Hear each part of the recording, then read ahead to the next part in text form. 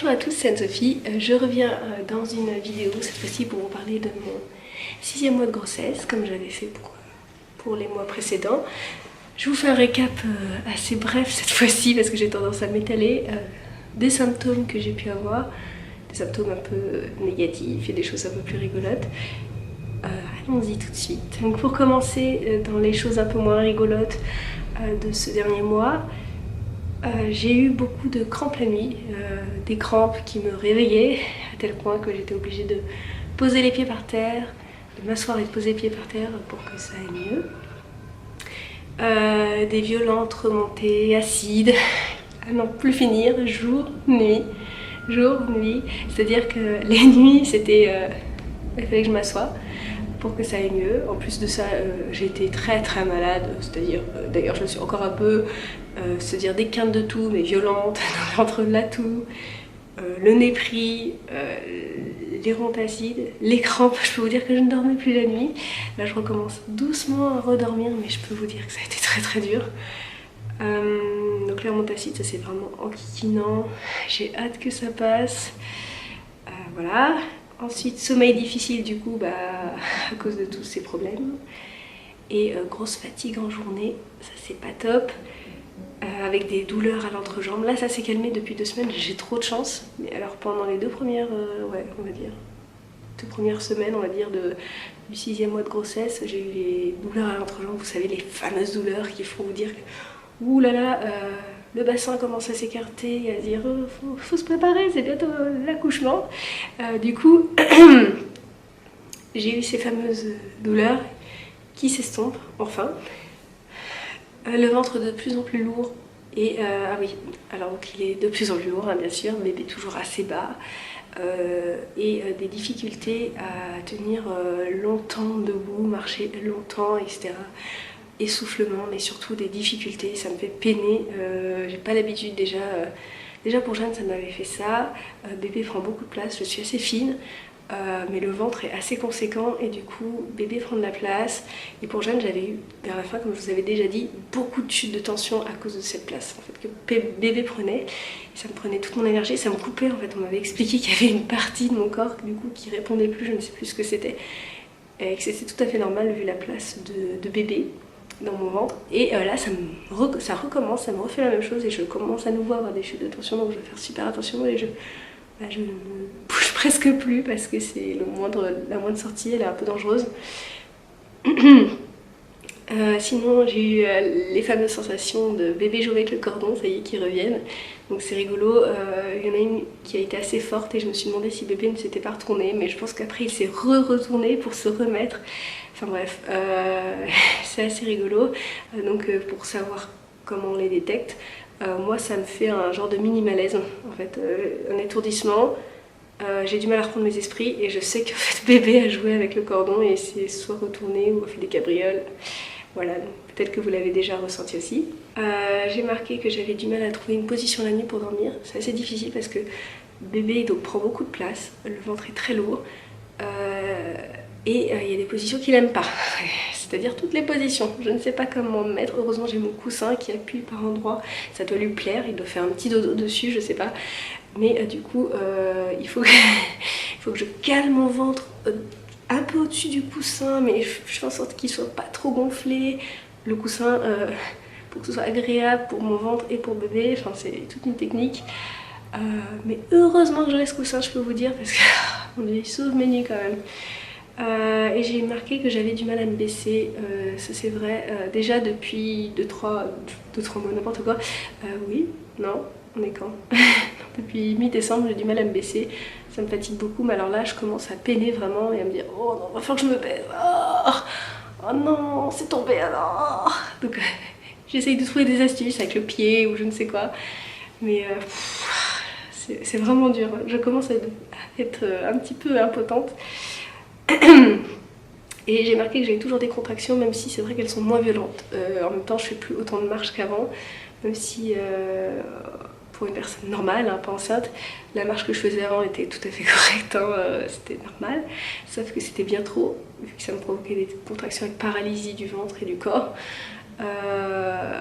des grosses douleurs. Donc là j'ai toujours des contractions, par moments elles sont muettes, c'est-à-dire que j'ai pas mal, ouf, mais au bout d'un moment elles deviennent douloureuses, donc il faut que je fasse attention par rapport à ça.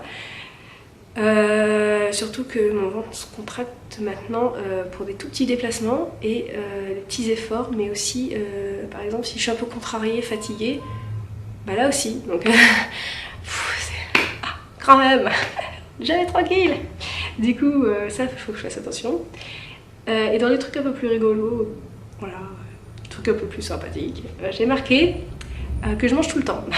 C'est le 6e mois, ça a été le mois de la mangeade. J'ai pas arrêté de manger, c'est-à-dire tout le temps il fallait que j'ai un truc dans la bouche. Des cochonneries. Donc bon, alors comme je mange pas de viande, enfin je suis végétalienne,